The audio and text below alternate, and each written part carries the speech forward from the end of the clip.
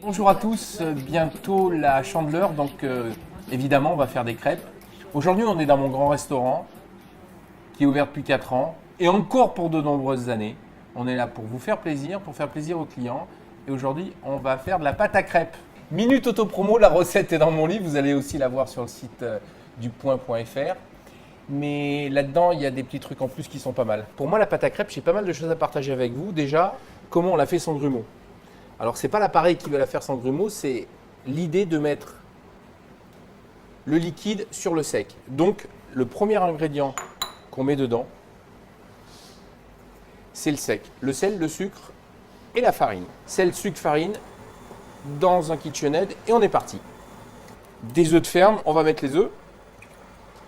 Et là, on va mélanger. On va commencer à mettre un peu de lait. On va bien travailler la pâte avant de trop la détendre avec le lait, parce que c'est à ce moment-là où on va donner une texture aux crêpes qui va être assez intéressante. Ça fait 3-4 minutes. On a une pâte qui a pris un peu d'élasticité en travaillant la farine. On va mettre l'huile et le beurre qu'on a fait fondre, qui est froid maintenant. L'huile, ça va aussi accentuer l'élasticité. Et ça, c'est extrêmement important parce que ça va nous permettre de faire des crêpes fines si on les aime fines. Et là, on va continuer. Les crêpes, la pâte nature, on peut la parfumer, on peut mettre un zeste d'agrumes ou moi, je préfère la fleur d'oranger. Si vous aimez l'alcool, mettre un petit peu de rhum ou un autre alcool à base d'orange peut être le bienvenu. La fleur d'oranger, je trouve que ça lui donne un petit goût de souvenir, un petit goût d'enfance qui est assez intéressant. Allez, notre petite fleur d'oranger.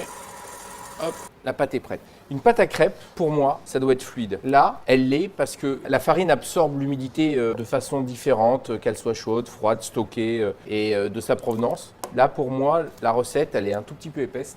Donc, qu'est-ce que je vais faire? Je vais rajouter un petit peu de lait. La crêpe, il faut que ce soit liquide et fin pour faire de jolies crêpes. Là, elle est pas mal. Là, c'est la bonne texture.